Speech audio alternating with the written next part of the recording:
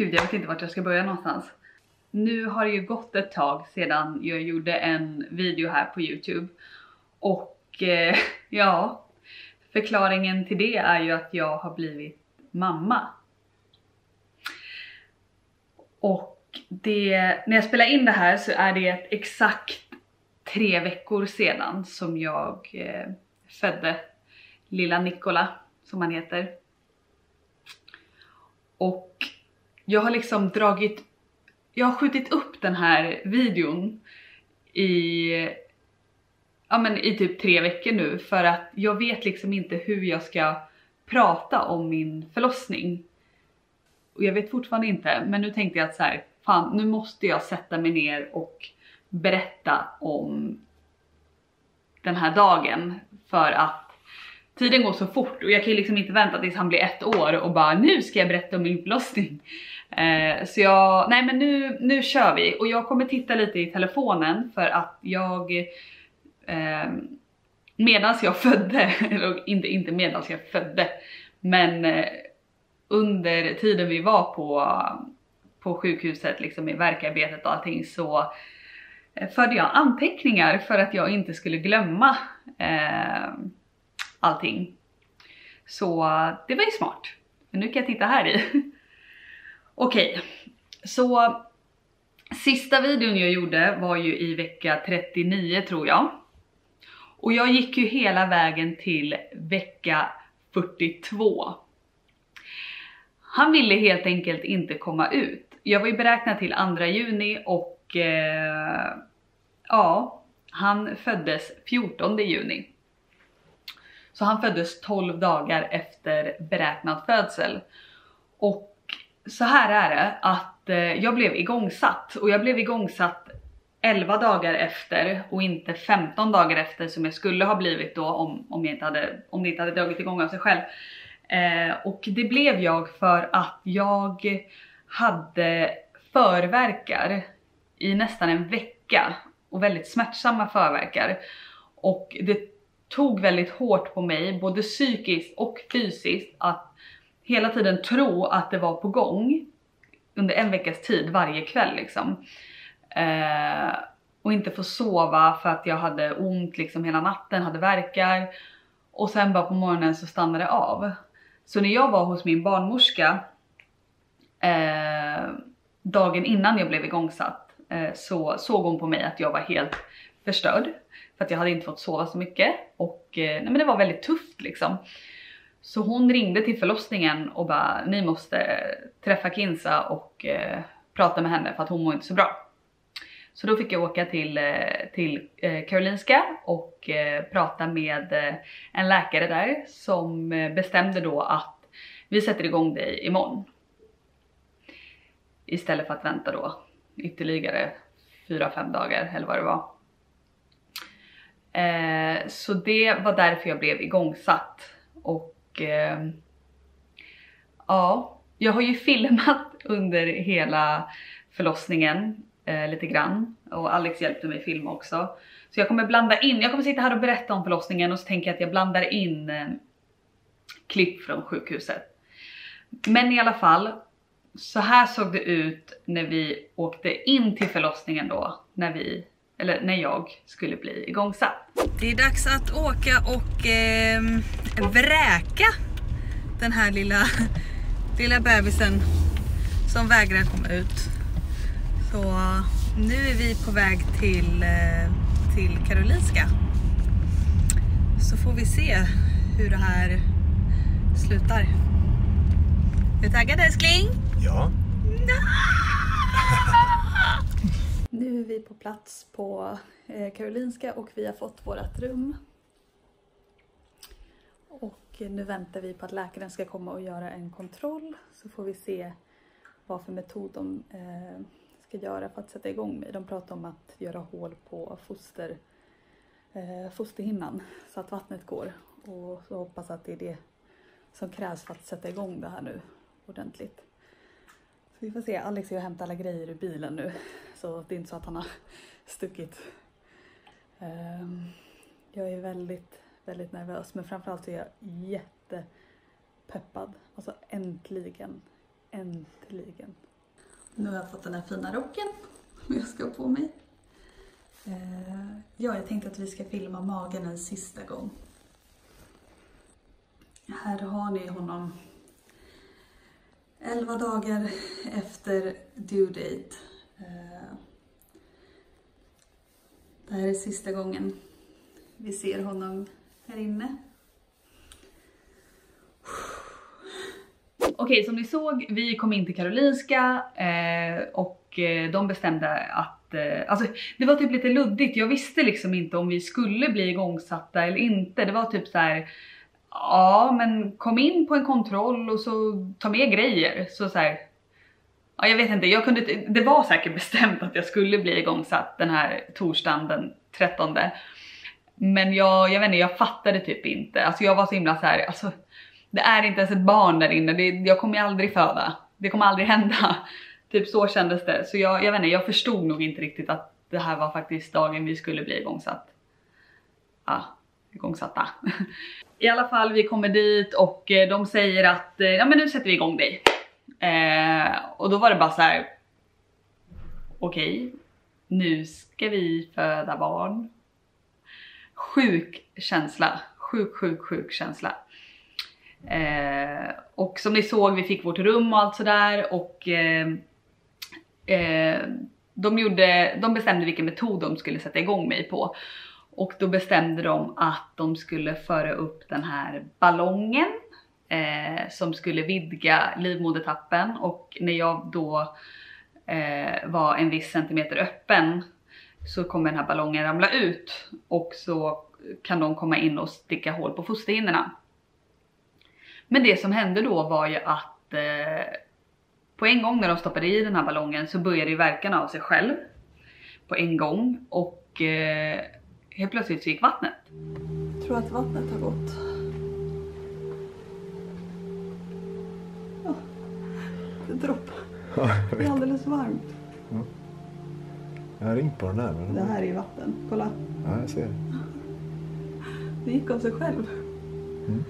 Det behövdes bara en liten ballong. Oh Lord have mercy on my soul. Du är jätteduktig.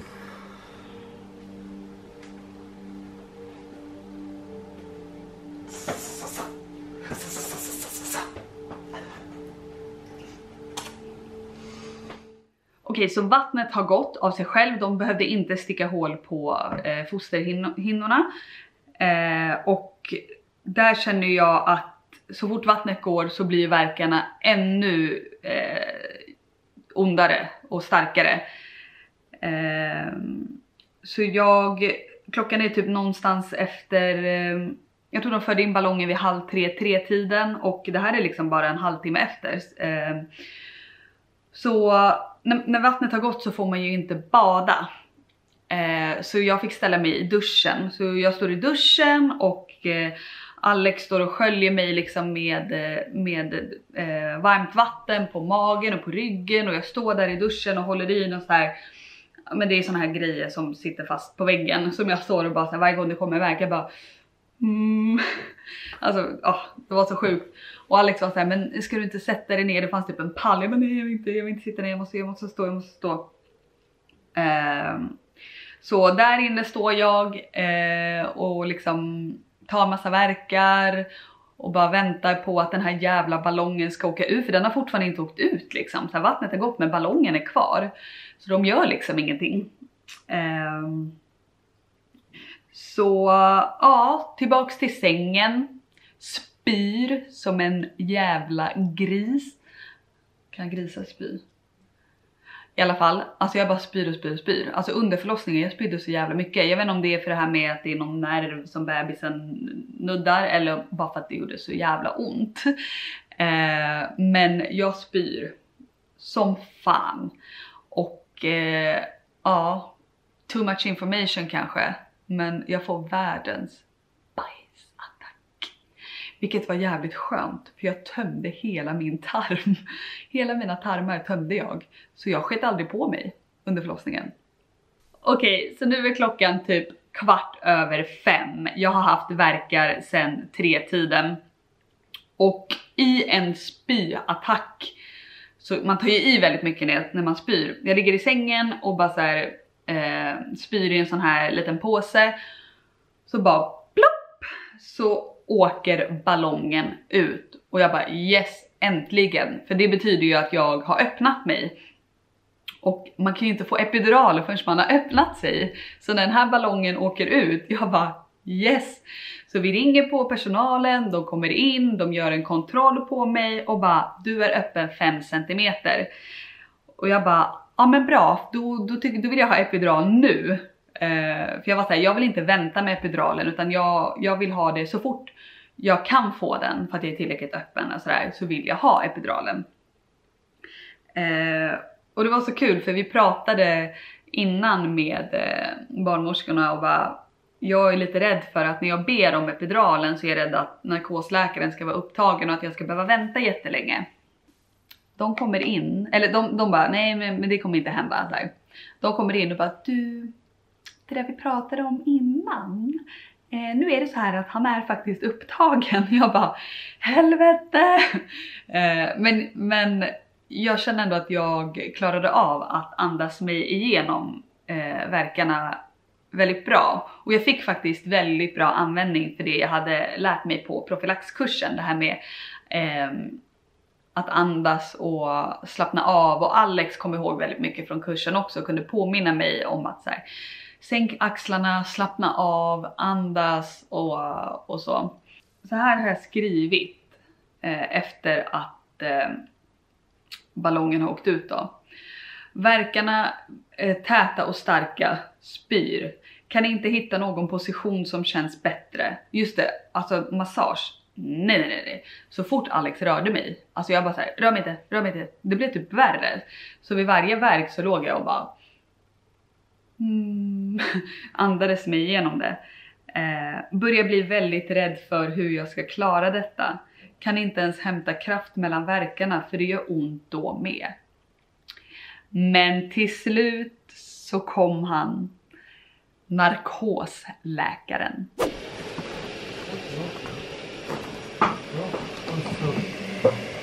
Är det rött på ryggen en iskall sprit?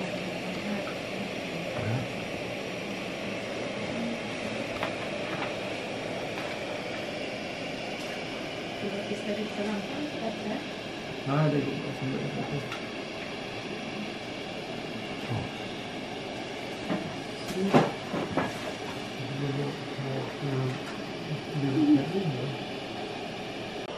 Nu kan du ta i lite och rulla ihop det så mycket du kan. Jag tar det lite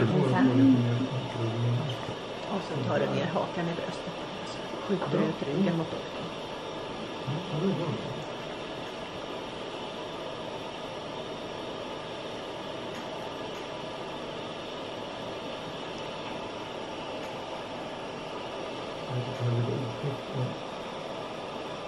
Epidural in my fucking heart. Alltså, jag trodde jag skulle dö. Och jag har spytt så mycket och alltså det här epidural är det bästa som har hänt mig någonsin. Nej, men Tack för den. Först du, sen epidural. Nej, men nu har jag har fått epidural och har värsta monsterverkarna enligt monitorn där uppe. Men jag känner liksom bara som ett tryck. Jag känner att det trycker neråt och jag känner att magen blir hård liksom. Och så har jag fått lite dropp också. Vad var det för dropp? Det är vanligt saltlösning. Ja, bara för att ge mig lite energi typ. Mineraler och sånt. För att jag har lågt blodtryck. Bland annat. Ja. Och nu ska vi... Gud, vilken halsbränna. Nu ska vi bara vila ett tag och äta lite och sådär. Och så har de sagt att så fort jag börjar känna att värkarna gör ont igen så ska de fylla på epiduralen. Och så får vi se hur det tar sig.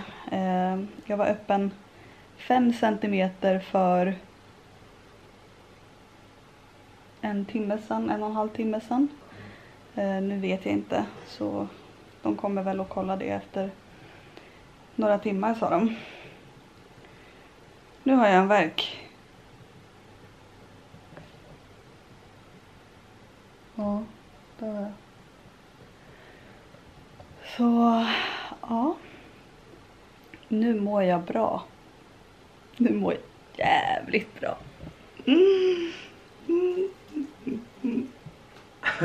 Jag har typ mest ont i handen. Där den här infarten sitter i min ben. Det är typ där jag har mest ont just nu. Så det går bra. Hur har du det? Ja, det är jättebra. Du har hjälpt mig massor. Ja, ja. Ja. Ja, vad bra. Stått i duschen och spolat mig. Hållit dina spyor. Ja, hållit mina spypåsar. Och snart kommer han. Det gör han. En liten mini-Alex. Med gigantiska läppar. Ja, jättestora läppar enligt ultraljudet. Så vi får se. Så jag fick epiduralen efter typ 3-4 timmars av värkar. Så det var ganska snabbt liksom. Så jag är väldigt tacksam för det. Och jag kommer ihåg jag var så jävla rädd när jag skulle få epiduralen. För att de säger att man ska ligga stilla.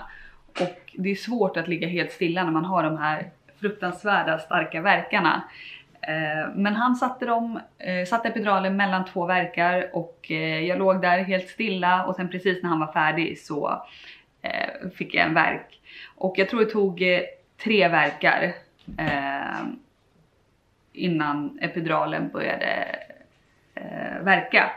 Och efter det så kände ju inte jag värkarna längre. Och jag kände liksom att Nicola tryckte neråt. Men det gjorde inte ont liksom. Och det var ju himmelriket. Typ 1 timme senare efter det så kommer de att göra en ny undersökning. Och då visar det sig att jag är öppen 7 centimeter. Så jag hade öppnat mig mer. Och jag passade på att äta. Jag lyssnade på en podcast. Vilade. Jag ringer mamma och uppdaterar henne. Jag uppdaterar mina vänner i vår gruppchatt. Och allt kändes bara så jävla bra efter den här epiduralen. Alltså det var verkligen, alltså det var underbart. Jag blev en helt ny människa. Och sen efter det så, jag kan ju säga så här, jag skämdes ju inte över att be om epidural. Alltså jag ringde på dem, ja men i alla fall typ, det är kanske 1,5 timme emellan påfyllningen och bara, nu är det dags igen. Så kom de och fyllde på och det var liksom så här vid minsta lilla känning att jag började känna att det gjorde ont igen, så ringde jag på dem och bad dem fylla på. Så det var väldigt, väldigt skönt. 127.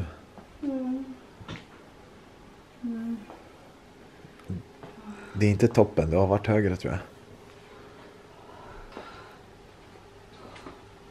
Hur ska vi göra? Sätt dig i rumpan dit. Jag tror inte jag kan ligga på rygg. Ska vi sänka Jag den blir här? bajsnödig igen. Gå på toa. Jag bajsar igen. Gå på toa.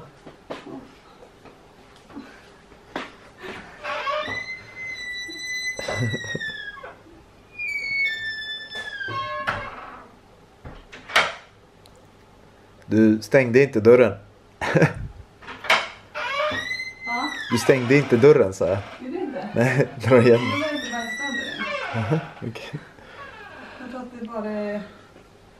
Att det bara retas. Ja. Helt normalt beteende.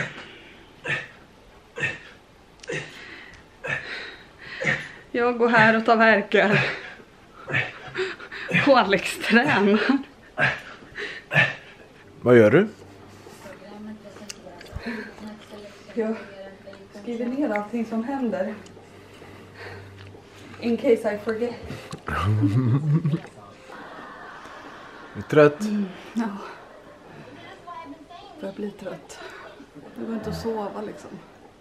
Man vaknar hela tiden. Stå lite och sen lägger du igen och vilar. Var ska du? Det är den här. Du ska kissa? Ja. Jaha, okej. Snygg blöja.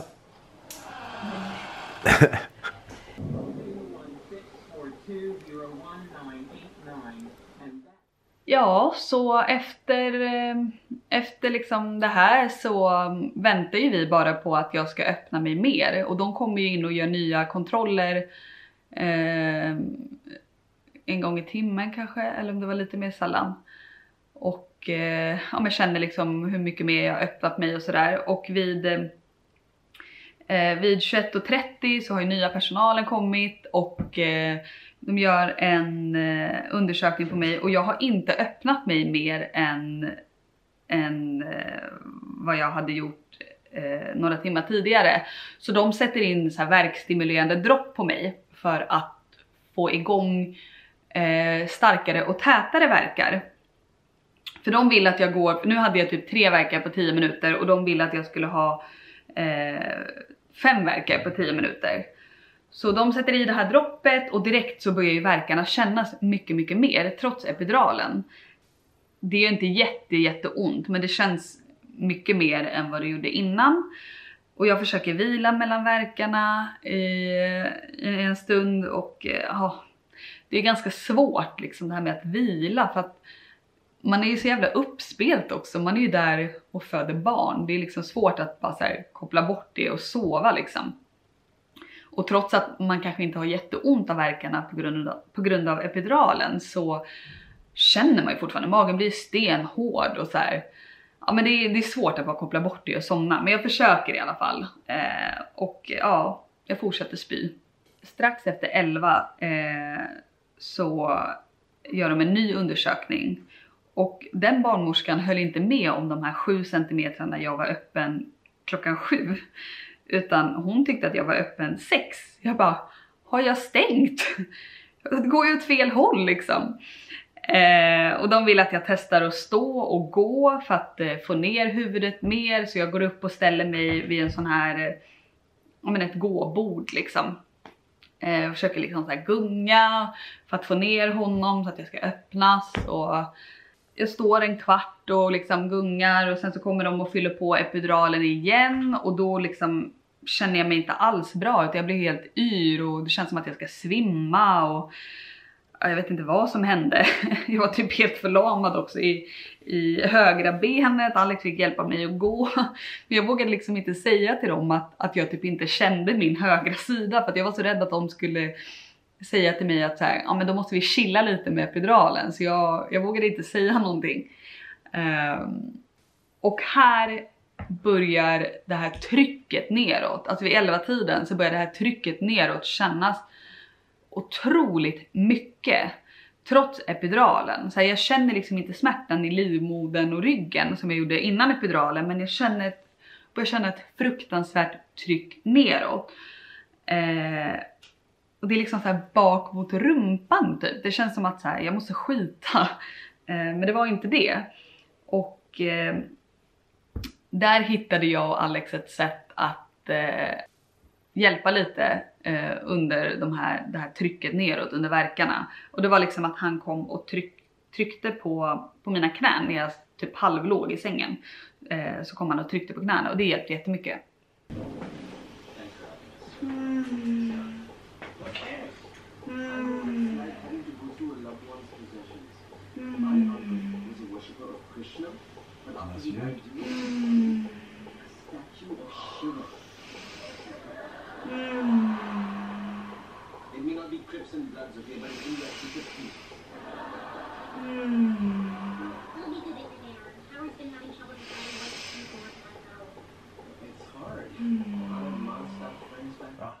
Okej, här har jag skrivit 0000. Nu är jag alltså BF plus 12. Jag har skrivit 11. Det måste ju vara plus 12. För nu har det ju blivit den 14 juni. Ja, plus 12. Och här har jag skrivit känns som att jag ska bajsa ut världens största bajskorv. För det var verkligen exakt så det kändes under värkarna. Vid ett tiden då kommer jag göra en ny undersökning på mig. Och nu är jag öppen 8 cm. Så det här droppet, värkstimulerande droppet har ju hjälpt. Jag har öppnat mig mer. Fått skakningar. Okay.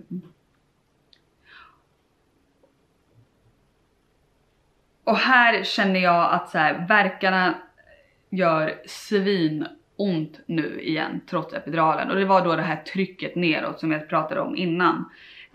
Och jag skrivit så här: det känns inte som innan epiduralen, men kanske på en skala 1 till 10 så är det en 8. Så det gjorde ändå ganska ont liksom. Och det här var vid 1. Och jag minns att jag började skaka väldigt mycket. Jag började darra. Jag vet inte vad det var. Om det var typ, alltså för att det gjorde så ont, eller om det var adrenalin, eller jag vet inte. Men jag började skaka väldigt mycket.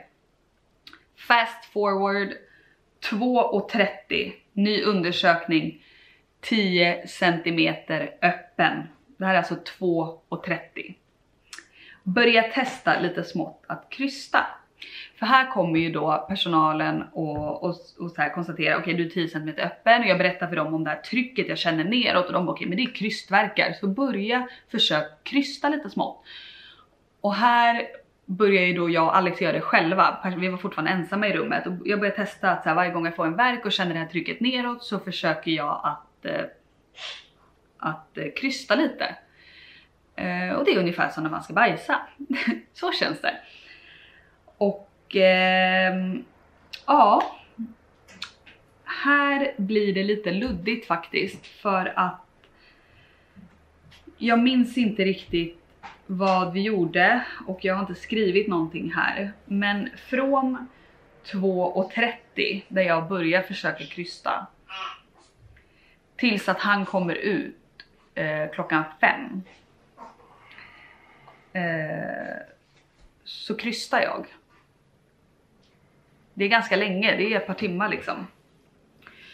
Och när kryssningsarbetet börjar på riktigt så sätter jag mig på den här pallen.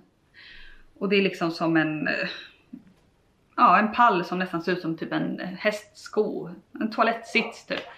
Där sätter jag mig och Alex sitter bakom. Det här blir extremt jobbigt. För det tar sån fruktansvärt lång tid. Jag vet inte vad det är som händer. Men han kommer inte ut. Han kommer inte ner.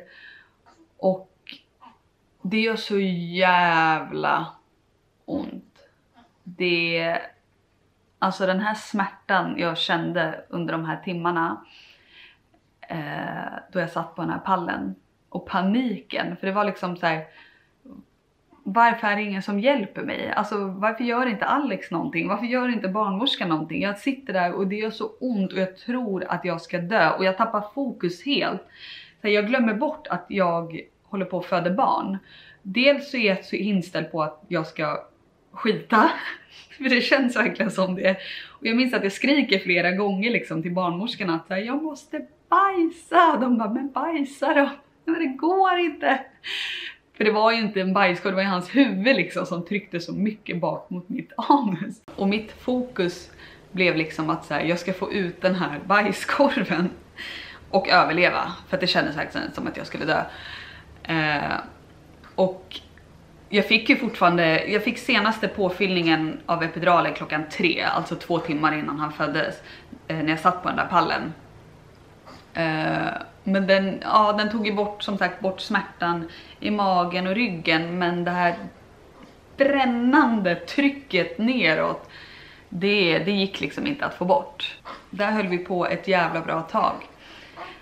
Och jag kämpade och kämpade, försökte liksom slappna av, försökte hitta någon slags vila mellan verkarna, men mellan verkarna också, det gjorde så fruktansvärt ont. Så i 2 timmar satt jag på den här pallen. Och ja, här kommer en väldigt stark video på det.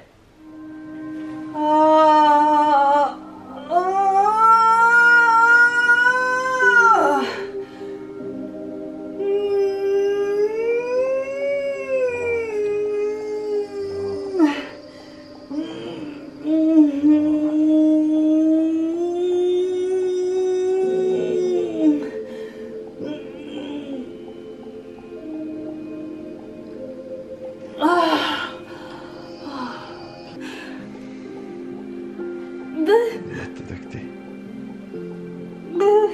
Bra älskling, kom igen. Jättebra. Jo, kom igen, det går jättebra. Det är så bra. Det är som en stor bajskorv nu. Ja. Ja.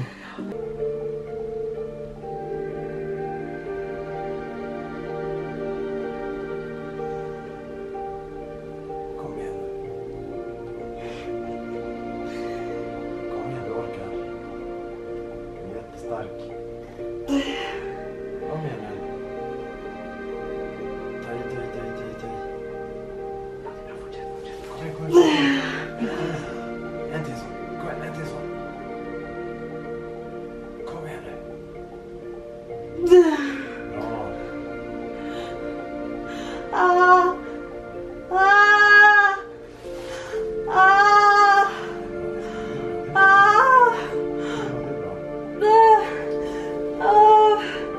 Vad kommer ut i arslet? Inte glider tillbaka så mycket. Det är därför det spänner när det inte är. Det är bra.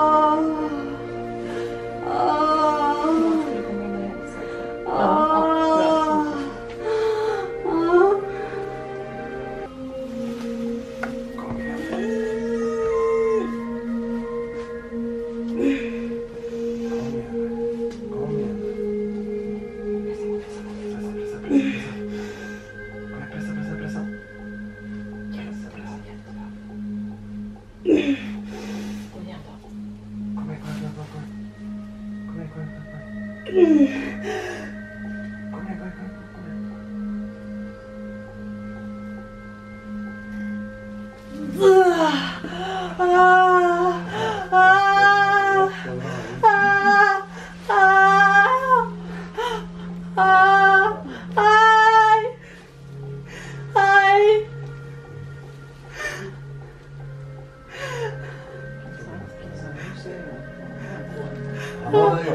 Han har det. Han har hår. Ja, snälla tyst alltid. Var still.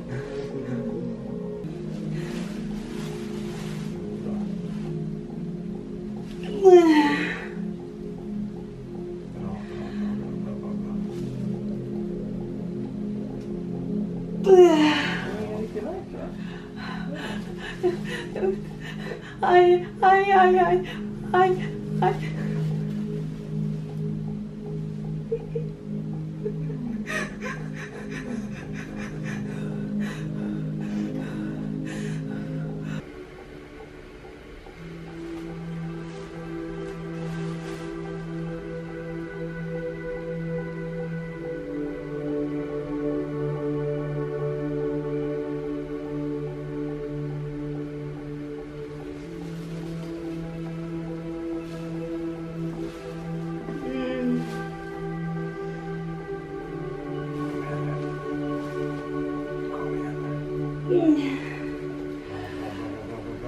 Bra.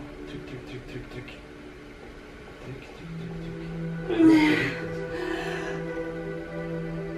Kom igen, älskling. Kom igen.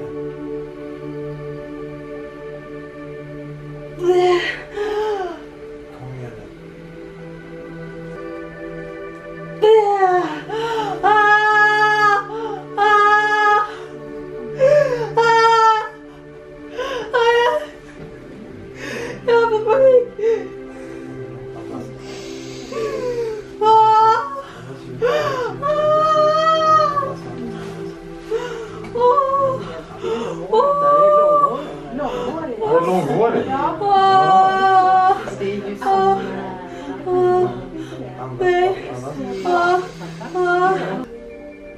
Gör den det av sig självt? Jag vet inte. Bra.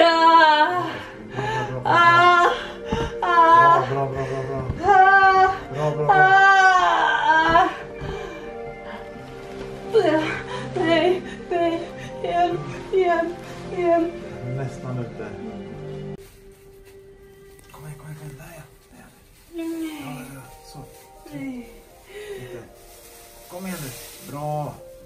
tryck. Jo då, tryck. Tryck. Bra. Lite till. Du har det, lite till. Lite till. Tryck. Tryck. Det är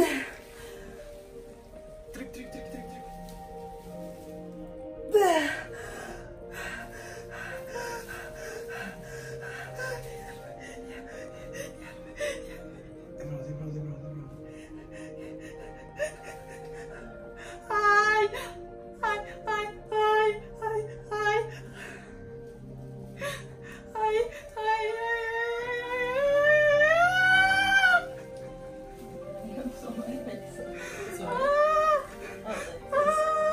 Det kommer när som helst. Det är liksom bara... Så nära. Måste jag vänta på verk? Jag tror inte att det är så effektivt ändå. Det kommer snart att räcka. Det kommer snart. Så du snubblar på det. Jag är ändå avstängt.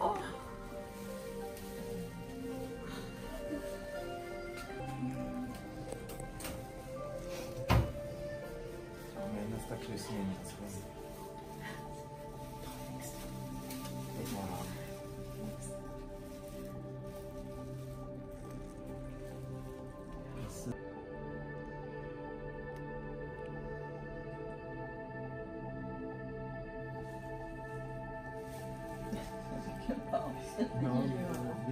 Det är som en sån här spänn för den. Ja, Nu snart är det verkligen. Han håller oss alla på halsen. Ja, det gör han verkligen. Ja, det är en cliffhanger. Ja. Kom igen. Tryck. Tryck.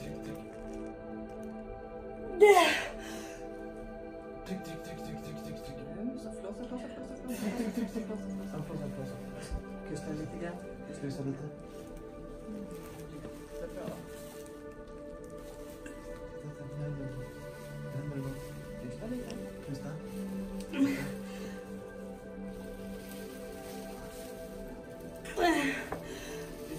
Krysta lite. Ta emot. Där kommer han!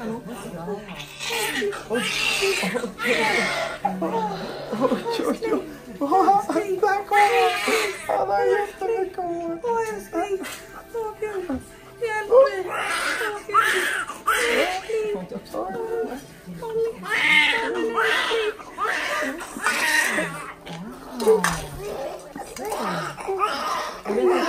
Jag tror att vi väntar lite med det där. Sen vi ska ta någon av.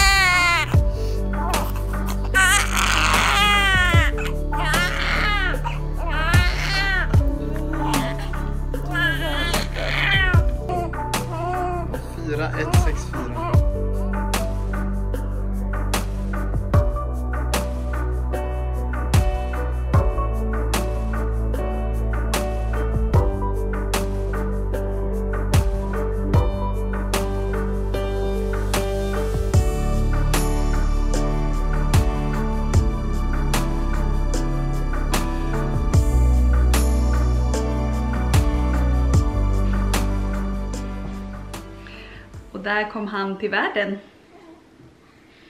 Våran lilla Nikola. Lilla?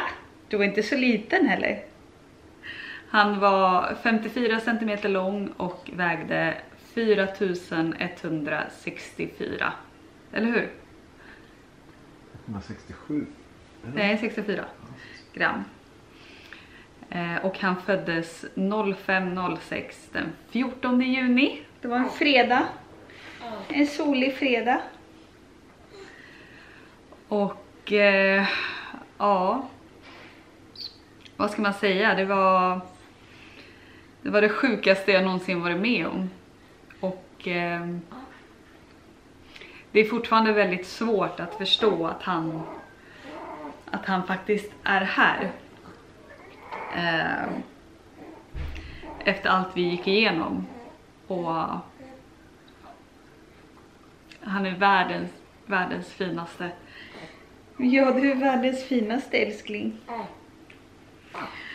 Och ja, de här senaste 3 veckorna har varit magiska och rätt tuffa också. Jag hade väldigt ont efter förlossningen och det tog nog ändå 10 dagar innan smärtorna försvann.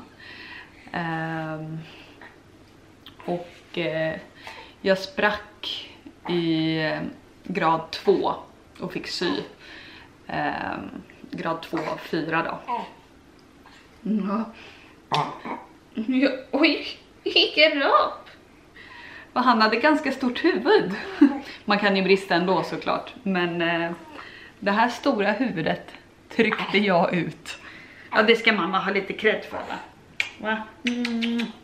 Ja, det ska mamma ha cred för. Så ja, så där gick det till när vår lilla Nikola kom till världen. Och ja, nej, som sagt, det är fortfarande helt, alltså, det går inte att förstå att jag är mamma och att han är vår liksom. Det är, ja, det är helt sjukt. Mamma älskar dig. Ja, mamma älskar dig. Ja. Så ja, vi hörs väl snart igen, antar jag. Puss och kram. Hejdå. Hejdå. Ja. Han säger ju inte så mycket.